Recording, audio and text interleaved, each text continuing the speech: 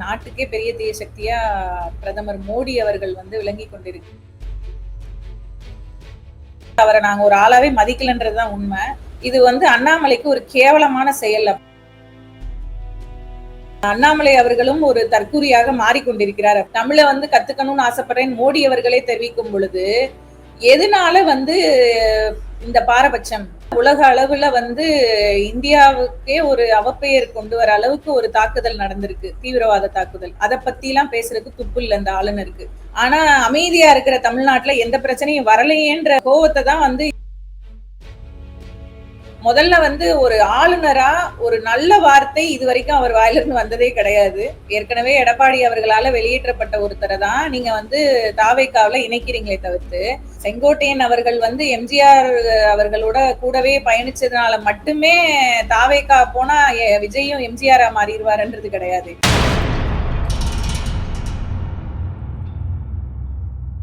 My Chennai 360 தோழர்களுக்கு வணக்கம். இன்று நம்முடன் திமுகவின் வழக்கறிஞர் தோழர் ஜெயபிரபா இளங்கோவன் அவர்களுக்கும் அவங்க கிட்ட சமகால நிகழ்வு குறித்து கேட்டு. தோழர் வணக்கம். வணக்கம்.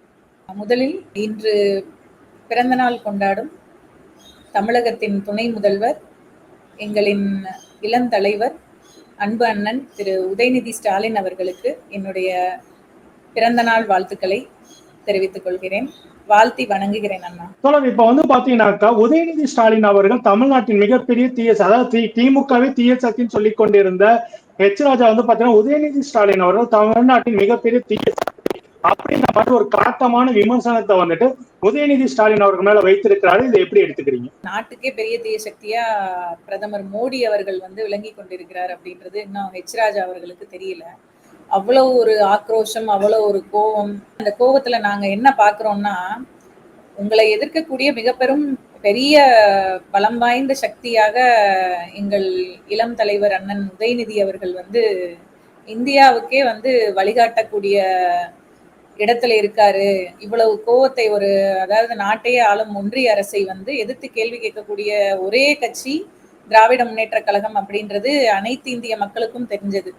அதுல தற்பொழுது உதயநிதி அண்ணன் அவர்களுடைய பேச்சு உங்களுக்கு இவ்வளவு கோவத்தை வெளிப்படுத்துது அப்படின்னா, உங்கள் மீது தவறு இருக்கும் பட்சத்துலதான் நாங்க அதை குறிப்பிட்டு பேசுறோமே தவிர்த்து, எங்களுக்கு வேற வேலை இல்லாம பிஜேபியை மட்டும் குறை சொல்லணும்ன்றது அவசியமற்றதுன்னு நாங்க நினைக்கிறோம். இவ்வளவு கோபம் வரும் பொழுதே உங்க மேல தப்பு இருக்குன்றத உணர்ந்திருப்பீங்க திரு ஹெச் ராஜா அவர்களே. அதனால பாரதிய ஜனதா கட்சியை பொறுத்த வரைக்கும் திராவிட முன்னேற்ற கழகத்தை குறை கூறுவது காலங்காலமா, கடந்த 60 வருஷ காலமா அதை பண்ணிட்டு இருக்காங்க. பிஜேபியினருக்கு தமிழகத்தில் முழுசா பாஜகவை நிலைநாட்ட முடியலையே அப்படின்ற கோபத்தினுடைய வெளிப்பாடாதான் ஹெச் ராஜா அவர்களுடைய பேட்டியை நாங்க பாக்குறோம். மற்றபடி எங்களுடைய அண்ணன் உதயநிதி அவர்களை பேசுறதுக்கு ஹெச் ராஜாவுக்கு துளி அளவு கூட தகுதி இல்லைன்னு நான் நினைக்கிறேன். அதே மாதிரிதான் பாத்தீங்கன்னாக்கா உதயநிதி ஸ்டாலின் அவர்கள் இந்த சமஸ்கிருத பல்கலைக்கழகங்களுக்கு அதிகமா நிதி ஒதுக்கிட்டு தமிழுக்கு குறைந்தபட்ச நேரம் மற்ற மாநில மொழிகளும் கம்மியான நிதி கொடுக்குறீங்க அப்படின்னு ஒரு விஷயத்த சொன்னதுக்காக தான் பாத்தீங்கன்னா இந்த மாதிரி விமர்சனம் வைக்கிறாங்க. குறிப்பா பாஜகவுடைய தேசிய பொதுச் செயலாளர் தருண் சுக் சொல்றாரு, உதயநிதி ஸ்டாலின் அவர்கள் மந்த புத்தி அப்படின்னு ஒரு விமர்சனத்தை வைத்து இந்த மாதிரி இவர் பேசுவதெல்லாம் இவருக்கு புத்தி மந்தமா இருக்கா அப்படின்னு பேசுறது. அதாவது ஒரு மாநிலத்துடைய துணை முதலமைச்சர் குறித்து ஒரு கட்சியினுடைய தேசிய தலைவர் இங்க பேசிட்டு போறாரு. ஆனா திமுக தரப்புல எந்த ஒரு பதிலடியும் இல்லாம இது கடந்து போனது எப்படி எடுத்துக்கிறது? எந்த ஒரு பதிலடியும் இல்லைன்றதை தாண்டி கடந்து போகல.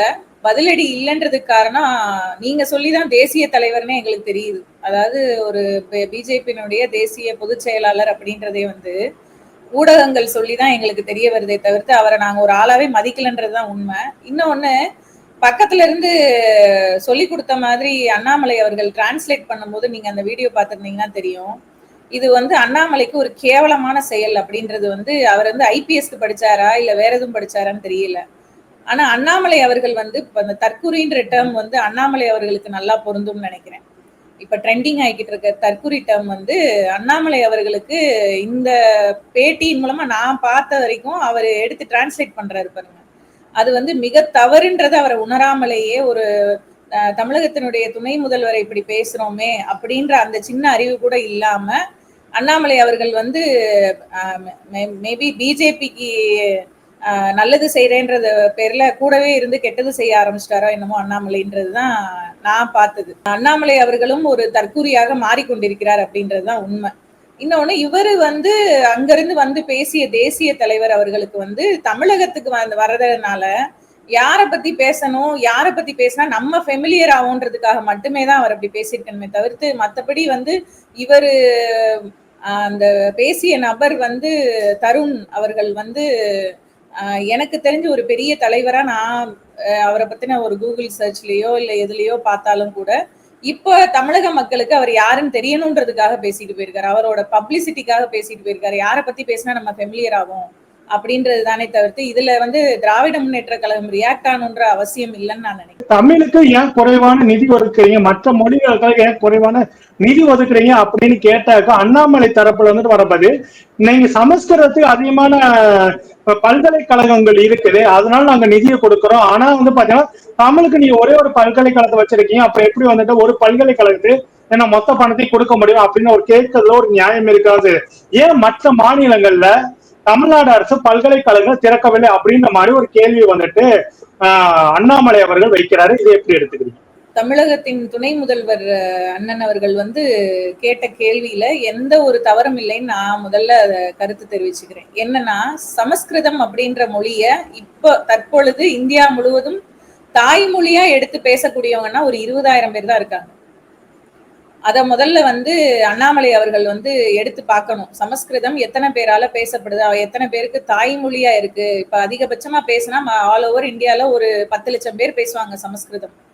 அதுல வந்து நீங்க 24,400 கோடி வந்து நீங்க அந்த மொழிக்கு வந்து நீங்க கொடுக்கும் பொழுது ஏன் தமிழ் மொழிக்கு, அதாவது உலகத்திலேயே முதலில் தோன்றிய மொழி தமிழ் மொழி அப்படின்றது உலகளாவிய எல்லா மக்களுக்கும் தெரியக்கூடிய ஒரு விஷயம் வந்து இன்னைக்கும் உலகம் முழுவதும் பெரிய பாப்புலேஷன், நிறைய ஹியூஜ் பாப்புலேஷனால பேசக்கூடிய ஒரு மொழியா தமிழ் மொழி இருக்கு. தமிழை வந்து கத்துக்கணும்னு ஆசைப்படுறேன்னு மோடி அவர்களே தெரிவிக்கும் பொழுது எதனால வந்து இந்த பாரபட்சம் தமிழக மக்கள் மீதும் தமிழக பள்ளி குழந்தைகள் மீதும் ஏன் வந்து இந்த பாரபட்சம்? தமிழ் மொழிக்காகவா, இல்ல வந்து நீங்க வந்து உங்களுடைய மொழியை நாங்க எடுத்து படிக்கலன்றதுக்காகவா? இந்த மும்மொழி கொள்கையை தமிழகத்துல கொண்டு வரணும்ன்றதுதான் பிஜேபியினுடைய ஒரே கொள்கையா பேசிக்கிட்டு இருக்காங்க பிஜேபியினர். ஆனால் தமிழகத்தை பொறுத்த வரைக்கும் கடந்த 60-70 ஆண்டு காலமாக திராவிட முன்னேற்ற அந்த கழகம் தோன்றிய காலத்தின் முதலாக தமிழக மக்களும் சரி, திராவிடர் கழகம், திராவிட முன்னேற்ற கழகம், அதுக்கப்புறம் தோன்றிய அனைத்து கட்சிகளினுடைய கொள்கைகளுமே மும்மொழி கொள்கைக்கு என்றைக்குமே தமிழக மக்கள் வந்து எதிர்த்து தான் நிற்போம். நாங்க வந்து தமிழ் லாங்குவேஜை தவிர்த்து மற்ற லாங்குவேஜை படிக்க ரெடி, நாங்க வந்து திணிக்காதீங்கன்றதுதான் நாங்க சொல்ல வரோன்றதுதான் பிஜேபியினருக்கு வந்து புரியவே இல்லை. இப்ப சமஸ்கிருதத்தை பத்தி உதயநிதி அவர்கள் வந்து தவறாக பேசிட்டாங்க, இத பத்தி வந்து நாங்க கண்டிக்கிறோம் அப்படின்னு பிஜேபியினர் பேசும் பொழுது ஒரு விஷயம் நீங்க தெளிவா புரிஞ்சுக்கணும். ஏன் இது தமிழகத்தில் இருக்கக்கூடிய பாஜகவினருக்கு தமிழ் மொழிக்கு கொடுக்காத உரிமைய, அதை பத்தி இங்க தமிழகத்துல இருந்துட்டே தமிழ் மக்களுடைய பணத்தையே சாப்பிட்டுட்டே தமிழகத்திலேயே இருந்து அவங்களுடைய பொழப்ப ஓட்டிக்கிட்டே இருக்கிற பாஜகவின் தமிழகத்தை சார்ந்த பாஜகவினருக்கு ஏன் புரியலன்றதுதான் தெரியல. இதுல ஏன் உதயநிதி அண்ணன் அவர்கள் மீது இவ்வளவு கோபம் காட்டம் அப்படின்னா எதிர்த்து கேள்வி கேட்கறதுனால மட்டுமே தான் அப்படின்னு நான் நினைக்கிறேன். இன்னொரு விஷயம் வந்து பாத்தீங்கன்னாக்கா தமிழ்நாடு ஆளுநர் RN ரவி அவர்கள் வந்து சொல்றாரு, தமிழ்நாட்டுல தீவிரவாதம் அதிகமாக இருக்குது, பயங்கரவாதம் அதிகமா இருக்கு அப்படின்ற ஒரு கருத்தை வந்துட்டு முன்னெடுத்து இருக்கிறாரு. ஆளுநர் RN ரவி தமிழ்நாட்டின் மீது, தமிழ்நாடு அரசின் மீது இவ்வளவு வன்மத்தை கக்குவதற்கு என்ன காரணம் நினைக்கிறீங்க? ஆரம்ப காலத்தின் முதலாகவே தமிழக ஆளுநர் அவர்கள் வந்து தமிழக மக்களுக்கும் சரி, தற்பொழுது ஆட்சி செய்யும் நமது தலைவர் அவர்களுக்கும் எதிராகவே, அதாவது நம்ம என்ன கருத்து சொன்னாலும் அதற்கு நான் எதிராக மட்டுமே கருத்து தெரிவிப்பேன்றதுல ரொம்ப உறுதியா இருக்காரு. அது வந்து அனைத்து தமிழக மக்களுக்குமே தெரியும். இவ்வளவு வன்மம் வந்து எதனால அப்படின்னா வந்து அவங்க மேல உள்ள குற்றத்தை மறைக்கிறதுக்காக தான். இப்ப டெல்லியில செங்கோட்டையில் நடந்த வெடிகுண்டு விபத்து, இதுல எத்தனை உயிர்கள் போனது, இதுக்கு முன்னாடி புல்வாமா தாக்குதல், இதெல்லாம் வந்து உலக அளவுல வந்து இந்தியாவுக்கே ஒரு அவப்பெயர் கொண்டு வர அளவுக்கு ஒரு தாக்குதல் நடந்திருக்கு, தீவிரவாத தாக்குதல். அதை பத்தி எல்லாம் பேசுறதுக்கு துப்பு இல்லை இந்த ஆளுநருக்கு. அதை பத்தி என்ன பேசினாரு, என்ன பேட்டி கொடுத்தாரு, இல்ல மோடி அவர்கள் என்ன பேட்டி கொடுத்தாரு? இந்த தாக்குதலுக்கு வந்து யாரு பொறுப்பு? இதனால வந்து ஒன்றிய அரசு வந்து தலை குனிந்து மத்த நாடுகள் முன்னாடி தலை குனிந்து நிற்கிறது வந்து ஆளுநர் அவர்களுக்கு கண்ணுக்கு தெரியல. ஆனா அமைதியா இருக்கிற தமிழ்நாட்டுல எந்த பிரச்சனையும் வரலையேன்ற ஒரு கோவத்தை தான் வந்து இந்த நம்மளுடைய திராவிட முன்னேற்ற கழகத்தினுடைய ஆட்சியில் வந்து எந்த ஒரு தவறும் இல்லாமல் சரியான பாதையில் போய் கொண்டிருக்கிறது. அதை வந்து தடுக்கணும். எப்படி தடுத்து நிப்பாட்டலாம், எப்படி வந்து இத கலவரத்தை உண்டு பண்ணலாம், மொழி போரை கொண்டு வரலாம், மத கலவரத்தை கொண்டு வரலாம்னு மட்டுமே யோசிச்சுக்கிட்டு இருக்க பாஜகவினருக்கு ஃபேவரா இருக்கிற RN ரவி அவர்கள் எப்படி தமிழக மக்களுக்கு தமிழ்நாட்டை பத்தி நல்ல ஸ்டேட்மெண்ட் கொடுப்பாரு? முதல்ல வந்து ஒரு ஆளுநரா ஒரு நல்ல வார்த்தை இது வரைக்கும் அவர் வாயிலிருந்து வந்ததே கிடையாது. பாசிட்டிவ் ஸ்பீச்சே கிடையாது அவருடையது. எப்பவுமே வந்து ஒரு இப்ப இந்த ஸ்பீச்ல வந்து தீவிரவாதத்தை நீங்க திணிக்கிறீங்களா தமிழகத்துக்குள்ளன்னு தான் கேக்குறோம். அமைதியா இருக்கும். அதை வந்து ஏன் ஒரு ஸ்டேட்மெண்ட் இப்படி ஒரு எந்த தமிழக மக்களும் யாருமே இந்த ஸ்டேட்மெண்ட்டை வந்து அக்செப்ட் பண்ணிக்கவே மாட்டாங்க. 100% அக்செப்ட் பண்ணிக்க மாட்டாங்க. RN ரவி அவர்கள் வந்து தமிழகத்துல இன்னும் ஆளுநராகவே தொடர்றதுக்கு ஒரே காரணம் இந்த மாதிரி நெகட்டிவ் ஸ்டேட்மெண்ட்ஸ் அவர் கொடுக்கறதுனால மட்டுமே நான் நினைக்கிறேன். தமிழ்நாட்டுல மொழி சிறுபான்மையினர் வந்து பாத்தீங்கன்னா அவங்க தாய்மொழியை படிக்க முடியாத சூழல் இருக்கு அப்படின்ற மாதிரி ஒரு விமர்சனத்தை குற்றச்சாட்டையும் வைத்துக்கொண்டு தமிழ்நாடு முழுக்க முழுக்க மொழி சிறுபான்மையினருக்கு எதிராக இருக்கிறது அப்படின்ற ஒரு விமர்சனத்தை ஆளுநர் RN ரவி அவர்கள் வைக்கிறாரு. ஆளுநர் ரவி அவர்களுக்கு தமிழகத்தை பத்தி இன்னும் முழுமையா அவர் படிக்கல, இன்னும் தெரிஞ்சுக்கலன்னு நான் நினைக்கிறேன். இப்போ எங்களுடைய ஊர்ல எடுத்துக்கிட்டா கூட சௌராஷ்டிரா பள்ளினே தனியாக, அதாவது சௌராஷ்டிராவினருக்காக மட்டுமே இயங்கக்கூடிய பள்ளி ஒன்று மதுரையில் செயல்படுகிறது. இது போல பல சிறுபான்மையினர் சார்ந்த, அதாவது அவங்களுக்காக மட்டுமே பல பள்ளிகள் இங்கு செயல்பட்டு கொண்டிருக்கிறது. அதை ஆளுநர் ரவி அவர்கள் சரியாக புரிந்து கொள்ளாமல், அதான் சொல்றேன்ல, இவர் வந்து நெகட்டிவ் ஸ்டேட்மெண்ட்ன்றதை தாண்டி ஒரு புரிதல் இல்லாம தமிழக மக்களை பற்றியும் தமிழகத்தை பற்றியும் ஒரு புரிதலே இல்லாமல் இவர் ஆளுநரா இருக்காருன்றதுதான் வேடிக்கையா இருக்கு. அதே போல பாத்தீங்கன்னாக்கா ஆளுநர் RN ரவி இன்னொரு விமர்சனத்தை வைக்கிறாரு. என்னன்னாக்கா தமிழ்நாட்டுல 20 மாநில பல்கலைக்கழகங்கள் இருக்கு. ஒரு பல்கலைக்கழகத்தை கூட பாத்தீங்கன்னாக்கா பாரதியார் பேர்ல இருக்கைகள் இல்ல அப்படின்ற ஒரு விமர்சனத்தையும் வச்சிருக்கிறாரு. இது எப்படி எடுத்துக்கீங்க? மறுபடியும் அதேதான். ஆளுநர் அவர்கள் தமிழகத்தை பத்தி இன்னும் முழுசா தெரிஞ்சுக்கல. பொய் மட்டுமே பேசுவேன்னு பேசிட்டு இருக்கிறது ஒரு பக்கம் இருந்தாலும் அவருடைய ஆளுநர் வேலையை ஒழுங்கா அவருக்கு கீழே தான் இந்த பல்கலைக்கழகங்கள்லாம் செயல்படுதுன்றதே மறந்துடுறாரு. இதை முழுசா தெரியாமலே ஒரு ஸ்டேட்மெண்ட் பேசுறோமே, இதோட இம்பாக்ட் எப்படி இருக்கும்னு தெரியாமலே ஒரு ஆளுநர் வந்து தமிழகத்துல செயல்படுறது ரொம்ப கேலி கூத்தாதான் இருக்கு. முதல்ல ஆளுநர் அவர்களுக்கு ஒரு விஷயம் சொல்லிடுறோம். பாரதியார் பெயரில் இருக்கைகள் பாரதிதாசனின் பல்கலைக்கழகத்திலும் மனோன்மணியம் சுந்தரனார் பல்கலைக்கழகத்திலும் செயல்பட்டு கொண்டிருக்கிறது. அதை முதல்ல நீங்க தெரிஞ்சுக்கோங்க. அது உங்களுக்கு கீழே செயல்படுற யூனிவர்சிட்டிஸ் தான். அதுவே உங்களுக்கு தெரியாத பட்சத்துல எப்படி நீங்க வந்து தமிழக மக்களுக்கு அறிவுரை சொல்ற இடத்துல நீங்க இருக்கீங்கன்னு எனக்கு தெரியல. முதல்ல வந்து பொய் பேசலாம், தங்களுடைய டிபார்ட்மெண்ட்டை பத்தின புரிதலே இல்லாமல், அறிவே இல்லாம ஒரு ஓப்பன் ஸ்டேட்மெண்ட் கொடுக்கறது வந்து ரொம்ப கேலி கூத்தாக இருக்கிறது. சமஸ்கிருதத்துக்கு வந்துட்டு நிதி ஒதுக்கலன்றது குறித்து விஜயநிதி அவர்கள் பேசிய பேச்சுக்கு வந்து பாத்தீங்கன்னாக்கா பொங்கி எழுகின்ற அண்ணாமலை ஆகட்டும், ராஜாவாகட்டும், அந்த தருண் சுக் போன்றவர்கள் கூட முகம் தெரியாத தருண் சுக் இவர்கள்லாம் அந்த அளவு பொங்கி எழுறாங்க. ஆனா கேரளாவில் இருக்கக்கூடிய சமஸ்கிருத பல்கலைக்கழகத்துடைய டீன் வந்து பேசி இருக்கிறாங்க. ஒடுக்கப்பட்டவர்கள் பிற்படுத்தப்பட்டவர்களும் சமஸ்கிருதத்தை கற்க வந்ததுனால அந்த மொழியே தீட்டாகி விட்டது அப்படின்னு வந்து அவர் பேசிய பேச்சு வந்துட்டு இப்ப சர்ச்சையை கிளப்பி இருக்குது. அது குறித்து விடுதலை எல்லாம் கட்டுரைகள் கூட வெளியே வந்துடுது. இப்படி அவங்க பேசுனதுக்கு எந்த ஒரு கண்டனமும் தெரிவிக்காம இருக்கின்ற இதே பிஜேபி வந்து பாத்தீங்கன்னாக்கா அதே முகம் தெரியாத தருண்சுக்கு வந்துட்டு இந்த கேரளா சமஸ்கிருத பல்கலைக்கழகத்துடைய டீன இவங்க டாக்டர் வசந்தகுமாரி குறித்து வந்துட்டு எதுவுமே பேசாம இருக்கிறது எப்படி இருக்கு? இது குறித்து யாருமே கேள்வியும் எழுப்ப கிடையாது அந்த சமயத்த நிருபர்கள். இதையும் எப்படி எடுத்துக்கிறீங்க?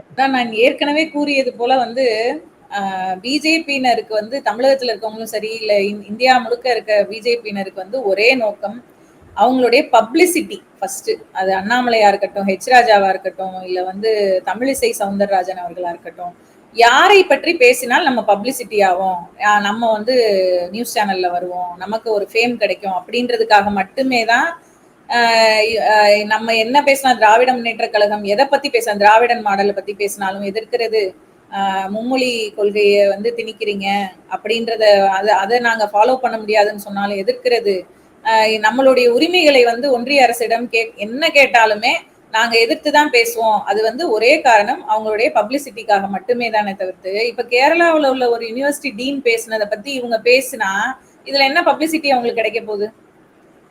அந்த ஆங்கிள் தான் யோசிக்கிறாங்களே தவிர்த்து, பிஜேபியினரை பொறுத்த வரைக்கும் உண்மையான மொழி கொள்கையோ, அதாவது மும்மொழி கொள்கையை வந்து நம்ம உண்மையாவே எடுத்து செல்லும் பொழுது எத்தனை பேர் பயனடைவாங்கன்னு நினைச்சு பார்த்திருந்தாங்கன்னா அந்த கொள்கையை எடுத்திருக்க மாட்டாங்க, அந்த மும்மொழி கொள்கையை. இதனால அவங்களோட பர்சனல் ஃபேமுக்காக மட்டுமே வந்து திராவிட முன்னேற்ற கழகத்தையோ இல்ல நமது கழகத்தின் உடன்பிறப்புகளை பத்தியோ வந்து பேசுறது வந்து பிஜேபியினருடைய வழக்கமாக வச்சிருக்காங்களே தவிர்த்து, கேரளாவில் வந்து அந்த டீன் அவர்கள் வந்து பேசியதுக்கு இந்த நிமிஷம் வரைக்கும் எந்த ஒரு பிஜேபியினரும் ஒரு எதிர்கருத்து பதிவு பண்ணாதது, நீங்க சொன்ன மாதிரி ஊடகங்கள் கூட அதை ஸ்ப்ரெட் பண்ணாதது காரணம். அவரை பத்தி பேசி என்ன ஆக போகுது? இப்ப நம்ம பேசணும்னா நம்ம வாயில இருந்து எது வந்தாலும் தப்பு, மத்த யார் எது பேசினாலும் அதை பெரிதாக கண்டுகொள்ளாதவர்கள் தான் பிஜேபியினர். அவங்களுடைய ஒரே நோக்கம் தமிழகத்துக்குள்ள தமிழக மக்கள் மனதுல வந்து பிஜேபியை வந்து கொண்டு வரணும், அதுக்காக மட்டுமே தான் பேசுறாங்களே தவிர்த்து அவங்களுக்கு மற்றபடி பெரிய கொள்கைகளோ இதை வந்து அவங்க வந்து இது ஒரு டெடிகேட்டடா பண்றது வந்து கிடையாது. பிஜேபியை பொறுத்த வரைக்கும் டெடிகேஷன் கிடையாது, எல்லாமே ஒரு ஃபேமுக்காக பண்ணிட்டு இருக்காங்கன்னு தான் நான் நினைக்கிறேன். இதுவும் ஒரு பக்கம் இருக்கும்போது இன்னொரு பக்கம் வந்து பாத்தீங்கன்னாக்கா அதிமுக வந்து விளக்கப்பட்ட செங்கோட்டையன் அவர்கள் வந்து பாத்தீங்கன்னாக்கா தாவேக்காவில் இணைப்புடன் சொல்லிட்டு தொடர்ந்து ஊடகங்கள் வந்து செய்திகளை அவர் இணைவதற்கு முன்னாடி அவ்வளவு இம்பாக்ட் கொடுத்து ஊடகம் வெளியிட்டு இப்ப வந்துட்டு ஒரு தாவேக்காவில இணைந்திருக்காரு என்று காலையில அப்படின்னுக்குள்ள இதை எப்படி பாக்குறீங்க? செங்கோட்டையின் தாவேக்காவுக்கு போனதுனால ஏதாவது பெரிய பயன் வரும் நீங்க நினைக்கிறீங்களா? ஏன்னா அடுத்து ஓபிஎஸும் போக போறாரு அப்படின்ற மாதிரி பேசிட்டு இருக்கிற செய்திகளை வந்து ஊடகங்கள் அடுத்தடுத்து வெளியிட ஆரம்பிக்கிறாங்க. உண்மையிலே தமிழ்நாடு அரசியல் களத்தில் விஜய் பலப்பட்டு இருக்கிறாரா? முதல்ல வந்து தாவேக்காவில் செங்கோட்டையன் அவர்கள் வந்து இணைந்தது வந்து பெரிய ஆச்சரியப்பட வேண்டிய விஷயமே இல்லை, இது எல்லாருமே எதிர்பார்த்ததுதான். ஏன்னா அவருக்கு போறதுக்கு ஒரு இடம் தேவை, அவரை பற்றி பேசுறதுக்கு ஒரு இடம் தேவைன்றதுக்காக போனதாதான் நம்ம எடுத்துக்கணும். இதனால் விஜய் வந்து பலன் அடைவாரா, இவருடைய கழகம் அதாவது தாவேக்காவினுடைய கட்சி வந்து பலம் பெறுமா அப்படின்னா வந்து கண்டிப்பா கிடையாதுன்னு நான் நினைக்கிறேன். ஏன்னா ஒரு பலவீனமான ஆளை தான் நீங்க உள்ள எடுத்துக்கிறீங்க. ஏற்கனவே எடப்பாடி அவர்களால வெளியேற்றப்பட்ட ஒருத்தரை தான் நீங்க வந்து தாவேக்காவில இணைக்கிறீங்களே தவிர்த்து, நீங்க ஒரு புது டீமை ஃபார்ம் பண்ணி அதுல வந்து நீங்க ஒரு ஸ்ட்ராங்கஸ்ட் பர்சனை வந்து உள்ள எடுத்து நீங்க வந்து தாவேக்காவை பலப்படுத்துறோம் அப்படின்னா அது லாஜிக்கலி மக்களால அக்செப்ட் பண்ணப்படலாம். ஆனா ஏற்கனவே ஒரு கட்சியில இருந்து வெளியேறி அவர் வந்து அதாவது செங்கோட்டையன் அவர்கள் வந்து எம்ஜிஆர் அவர்களோட கூடவே பயணிச்சதுனால மட்டுமே தாவேக்கா போனா விஜயும் எம்ஜிஆரா மாறிடுவாருன்றது கிடையாது. நீங்க இது வந்து ஒரு 40 வருடங்களுக்கு முன்னாடி நடந்த அரசியலா எடுத்து விஜய் அவர்கள் வந்து இப்ப பண்ணிட்டு இருக்காரு. அது வந்து அவருடைய விருப்பம், அதை நம்ம எதுவும் சொல்ல வேணாம். ஆனா இதனால திராவிட முன்னேற்ற கழகத்துக்கோ இல்ல வந்து அதிமுகவுக்கோ பிஜேபிக்கோ எந்த பாதிப்பும் கிடையாது. ஓப்பனா சொல்லணும்னா விஜய் அவர்கள் வந்து தன்னுடைய கட்சியினுடைய பேஸ்மெண்ட்டை வந்து ஃபர்ஸ்ட் ஸ்ட்ராங் பண்ணணும். அதுக்கு வந்து இந்த மாதிரி ஒரு சிலரால முடியும் அப்படின்ற நம்பிக்கையில உள்ள எடுக்கிறாரே தவிர்த்து, இப்ப அடுத்து ஓபிஎஸ்ஓ இல்ல டிடிவி தினகரன் அவர்களோ உள்ள வரும் பொழுது கட்சி வந்து பலம் பெறும் அப்படின்றத தாண்டி பலவீனமானவர்கள் அவர்களை வச்சு கட்சி பலம் பெறும் அப்படின்னா இது எப்படி ஒர்க் அவுட் ஆகுன்றது எனக்கு தெரியல. 2026 எலெக்ஷனை பொறுத்த வரைக்கும் வந்து இப்ப ஊடகங்கள் சொல்ற மாதிரி மும்முனை போட்டி, விஜயோடைய கட்சி கீழே இவங்க எல்லாம் சேர்ந்துருவாங்க, அதிமுக பிஜேபி கூட்டணி, திராவிட முன்னேற்ற கழகத்தினுடைய கூட்டணி அப்படின்ற ஒரு மும்முனை போட்டி அப்படின்றதெல்லாம் தாண்டி வந்து திராவிட முன்னேற்ற கழகத்திற்கு நல்ல தெம்புள்ள எதிர்கட்சியே இல்லைன்றதுதான் நான் நினைக்கிறேன். அதாவது நல்ல ஸ்ட்ராங்கஸ்ட் ஆப்பனண்டே திராவிட முன்னேற்ற கழகத்துக்கு இப்ப வரைக்கும் இல்லைன்றது என்னோட கருத்து. இவ்வளவு நேரம் உங்க கருத்துக்களை பகிர்ந்து மிக்க நன்றி தோழர். நன்றி. உங்களுக்கு எவ்வளோ ஒரு இது இருந்தா, மனசுக்குள்ள எந்த ஒரு தைரியம் இருந்தா இந்த அளவுக்கு உங்களால பேச முடியும். ஆனா அப்ப நம்ம சொல்லலாமா தோழர், ரொம்ப கிரிஞ்சா பேசிருக்கீங்க, சும்மா உடான்ஸ் விட்டுருக்கீங்க, நல்ல டயலாக் ப்ரிப்பேர் பண்ணிருக்கப்பா, அடிக்கடி இந்த டயலாக் மறந்துருச்சுன்னு சொல்லி ஸ்கிரிப்ட் பேப்பரை பாத்தியா அப்படின்ற மாதிரி நாங்க கேட்கலாமா? இதுல அவரு வேற ஃபர்ஸ்ட் அங்கிள்னு சொல்லிட்டாரு, ஃபைனல் டச்ல தாய் மாமாவா எங்க சார் போனாரு இத்தனை நாள்? 50 வருஷமா அந்த தாய் மாமா எங்க போனாரு? ஒரு தாய் மாமான்னு என்ன பண்ணணும்?